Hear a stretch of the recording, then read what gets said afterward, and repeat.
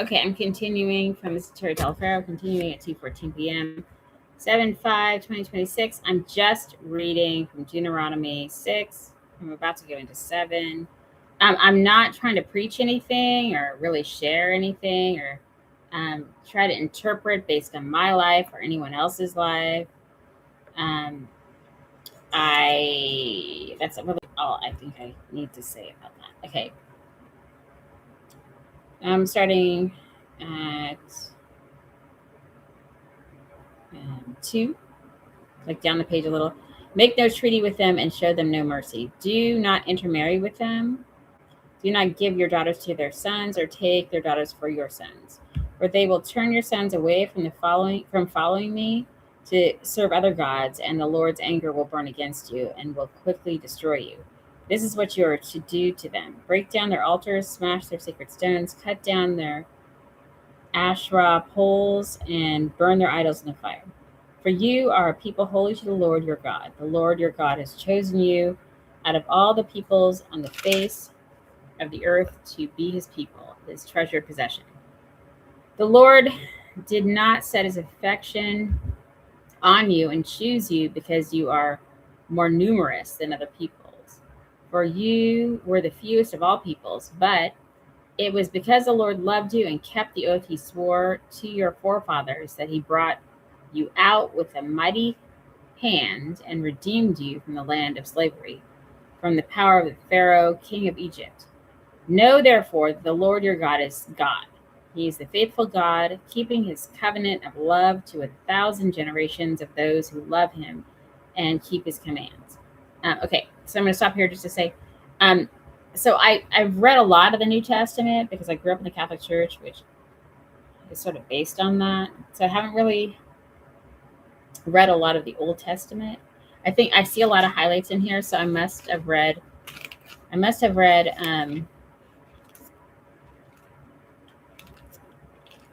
Most, or if not all, of Deuteronomy at one time. I don't see highlights everywhere. And then I started to read like the whole Bible in a year, but I did not succeed at that. So I'm sort of trying to do that now. I couldn't find a group that was doing that. The Bible study that I was in started that, and then they sort of went on a tangent and didn't continue that way. So um so anyway, okay, so moving to the next verse. But those who hate him, he will repay to their face by destruction. Right? He will not be slow to repay to their face those who hate him. Therefore, take care to follow the commands, decrees, and laws I give you today. If you pay attention to these laws and are careful to follow them, then the Lord your God will keep his covenant of love with you, as he swore to your forefathers. He will love you. Excuse me. He will love you and bless you and increase your numbers. Okay, I might end up shutting down here because my computer is not charging correctly. So, hold on.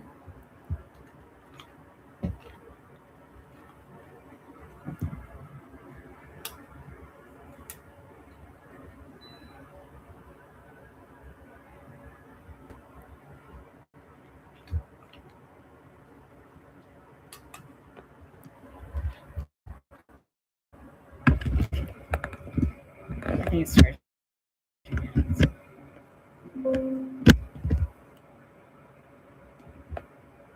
Maybe.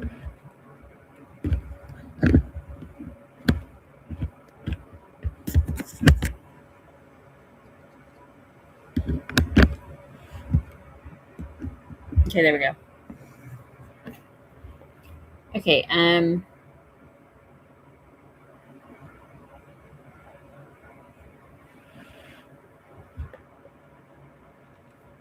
okay, I'm just gonna. I might be rereading a section, but I really think it matters not because I don't think anyone's really listening. If you pay attention to these laws and are careful to follow them, then the Lord your God will keep his covenant of love with you, as he swore to your forefathers. He will love you and bless you and increase your numbers. He will bless the fruit of your womb, the crops of your land, your grain, new wine, and oil, the calves of your herds and the lambs of your flocks in the land that he swore to your forefathers to give you. You will be blessed more than any other people. None of your men or women will be childless, nor any of your livestock without young. The Lord will keep you free from every disease. He will not inflict on you the horrible diseases you knew in Egypt, but he will inflict them on all who hate you. And you must destroy all the peoples the Lord your God gives over to you. Do not look on them with pity and do not serve their gods, for that will be a snare to you. You may say to yourselves, quotes, these nations are stronger than we are. How can we drive them out? End quote. But do not be afraid of them. Remember well what the Lord your God did to Pharaoh and to all Egypt. You saw with your own eyes the great trials, the miraculous signs and wonders, the mighty hand and outstretched arm with which the Lord your God brought you out. The Lord your God will do the same to all the peoples you now fear. Moreover, the Lord your God will send the hornet among them until even the survivors who hide from you have perished.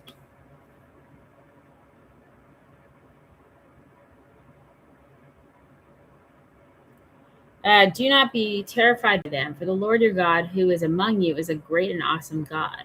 The Lord your God will drive out those nations before you, little by little.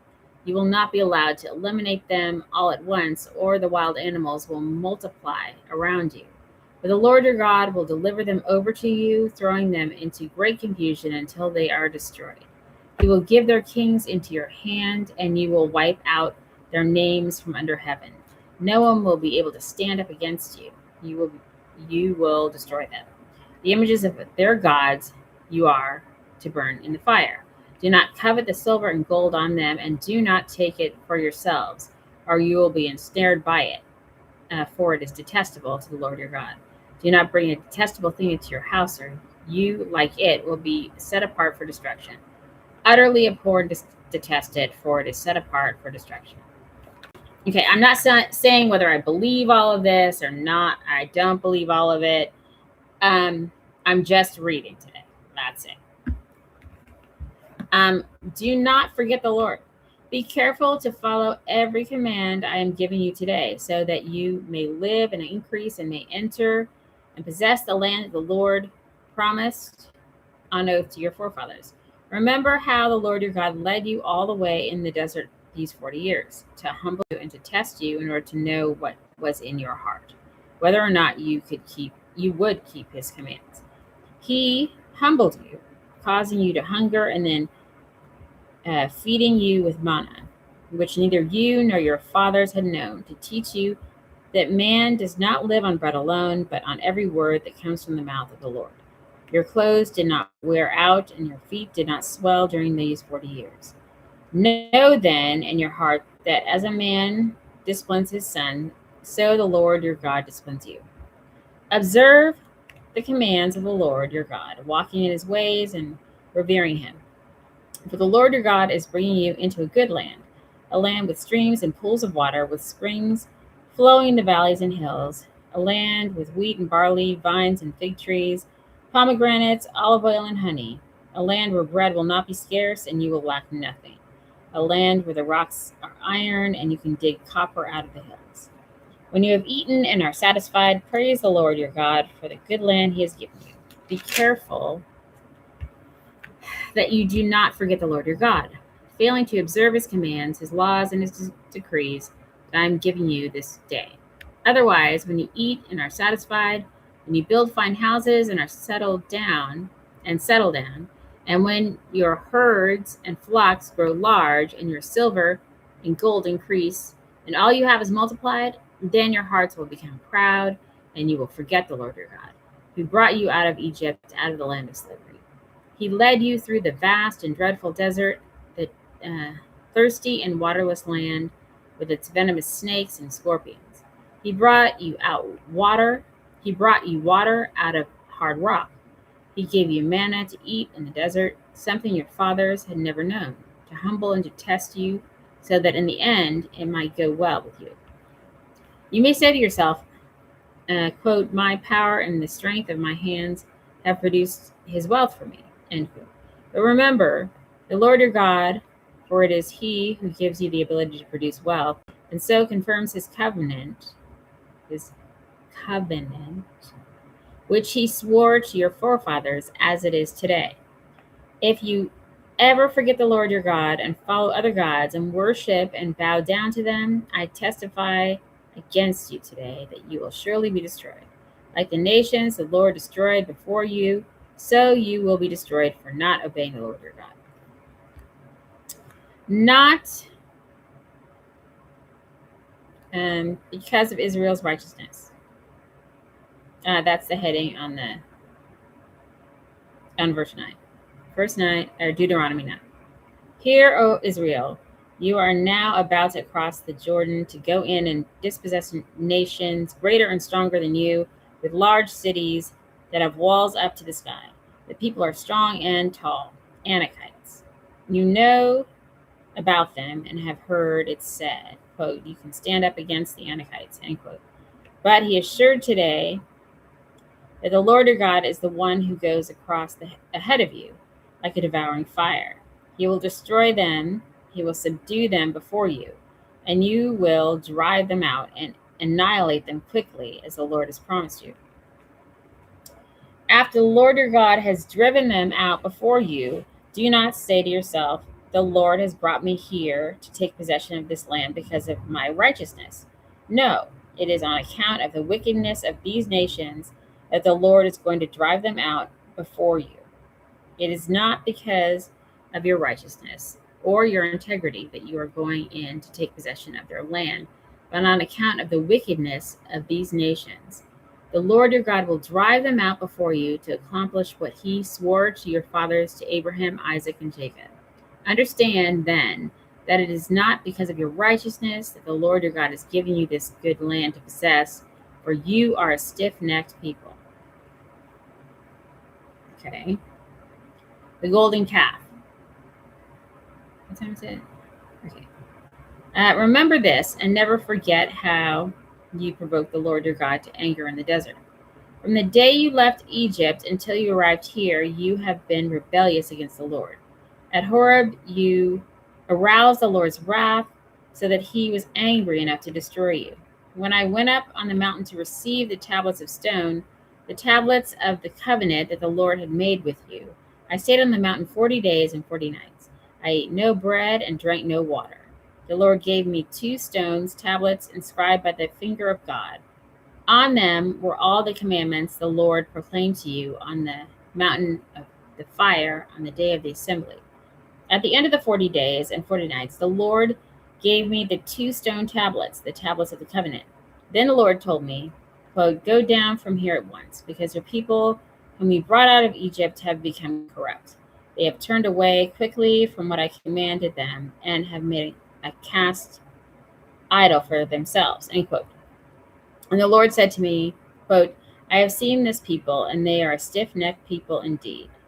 Let me alone, so that I may destroy them and blot out their name from under heaven, and I will make you a nation stronger and more numerous than they, end quote.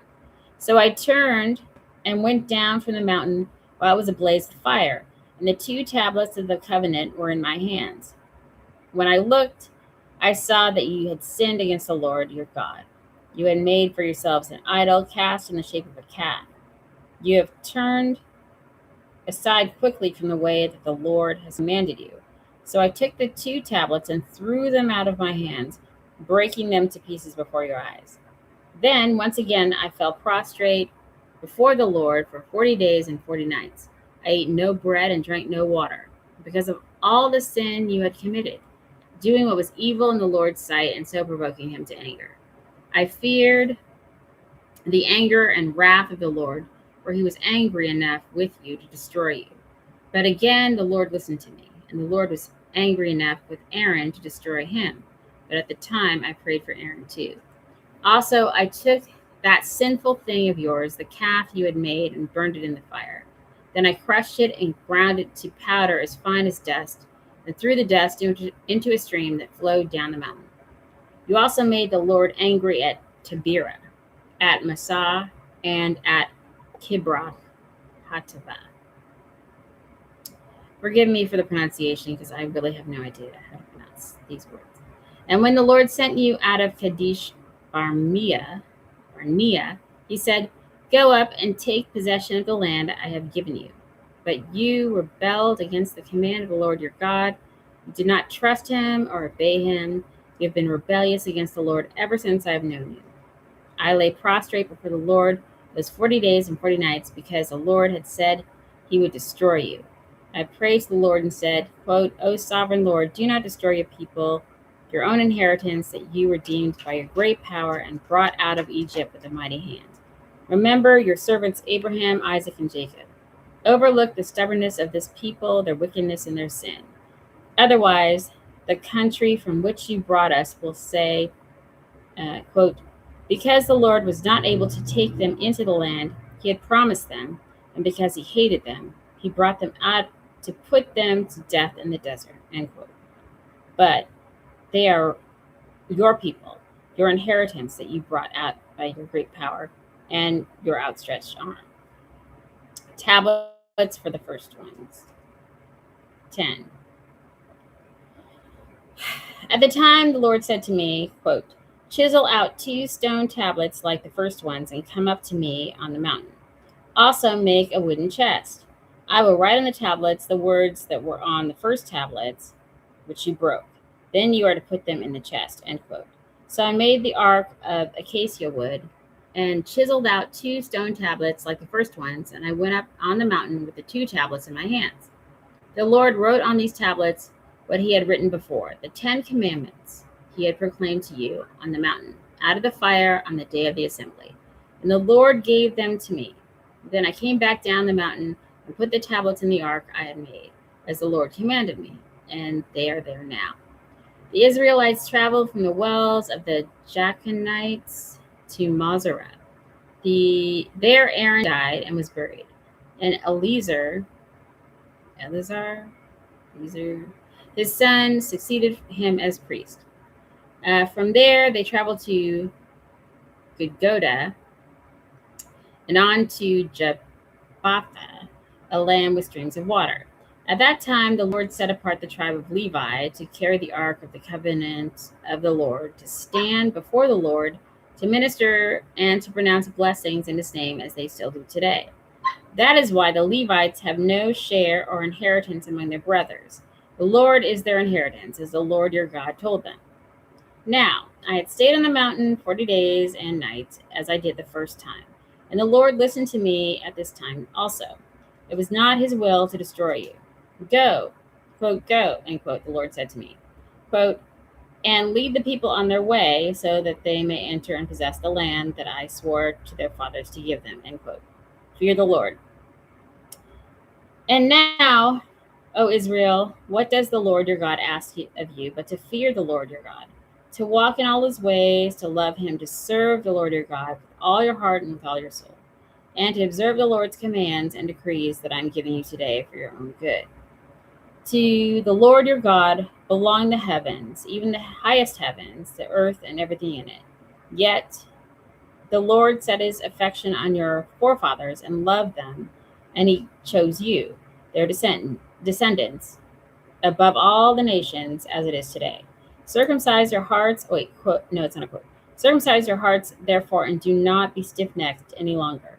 For the Lord your God is God of gods and Lord of lords, the great God, mighty and awesome, who shows no partiality and accepts no bribes.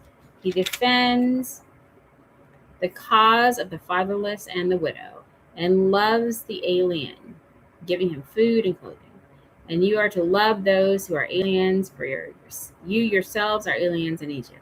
Fear the Lord your God and serve him. Hold fast to him and take your oaths in his name. He is your praise. He is your God, who performed for you those great and awesome wonders you saw with your own eyes. Your forefathers who went down into Egypt were 70 in all. And now the Lord your God has made you as numerous as the stars in the sky. That is so beautiful. I think I'm going to end there. I know it's not quite 30 minutes. It's only going to be about 20 plus the 2-ish that I did before. So I'll continue here, maybe later today, Maybe tomorrow, maybe another day. If you have any questions, don't ask me. Please ask a rabbi or a priest or a minister,